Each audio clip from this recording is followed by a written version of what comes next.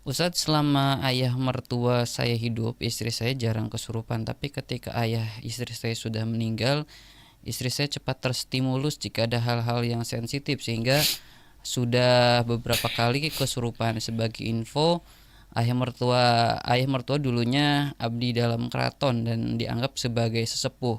Nah, terkait fenomena seperti ini, seperti apa Ustadz ya? Apakah ini jin, dari apa ya, kalau dikatakan mungkin jin nasab gitu ya, atau yang seperti apa? Mohon penjelasannya Ustadz.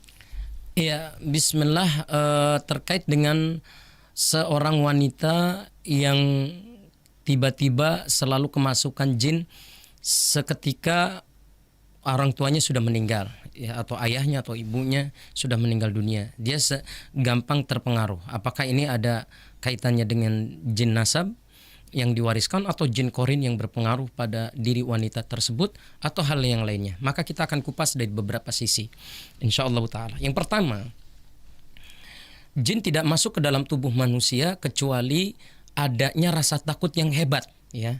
Seorang manusia yang penakut, ya, takut berada di kamar mandi, takut berada di tempat-tempat sepi, kemudian dia merasa gugup di saat dia sendiri di kamar, kemudian dia pengennya tempat yang rame-rame terus, sehingga ketika ada dalam kesendirian dia itu merasa dihantui dengan rasa takut yang hebat. Nah, ini makanan empuknya bangsa jin. Ini makanan empuknya bangsa jin. Nah, jika istri Anda saat ini, ya, memiliki rasa takut karena telah wafatnya orang tuanya, artinya misalkan ayahnya tadi, ya, ayahnya telah wafat. Nah, kemudian ada sebagian orang yang merasa takut ketika melihat mayit. Ada orang yang punya anggapan-anggapan mistis terkait dengan kematian seseorang.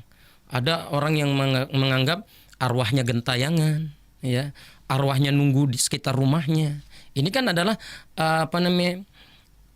sesuatu yang hanya sebagai mistis, ya, sesuatu yang mitos yang terjadi dan berkembang di tengah-tengah masyarakat dan bukan fakta, yang akhirnya dia punya pengaruh, dan ini dipermainkan oleh jin-jin korin, ya, dipengaruhi oleh jin-jin korin dari yang wafat tadi, sehingga dia mengganggu, kemudian berupaya masuk ke dalam mimpi, berupaya memperlihatkan wujud si mayit di hadapan orang tersebut.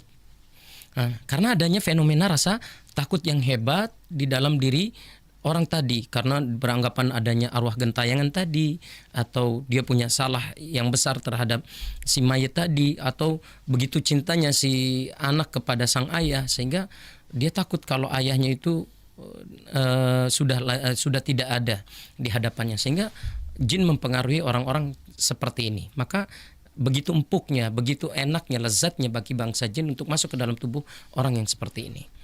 Nah, ini karena adanya pengaruh dari rasa takut tadi. Kemudian yang kedua, sebab adanya jin korin yang pengen memberikan memberikan rasa takut kepada orang-orang di sekitarnya, itu pun bisa jadi, ya.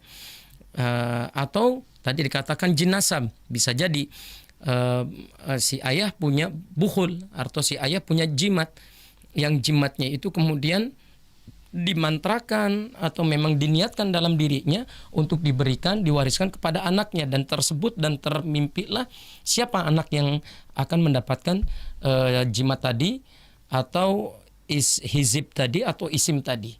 Nah, sehingga tanpa adanya pemberian sekalipun, ketika sudah tergambarkan oleh sang ayah yang tertuju adalah anak itu, maka bisa jadi ini terjadi dengan izin Allah Subhanahu wa taala.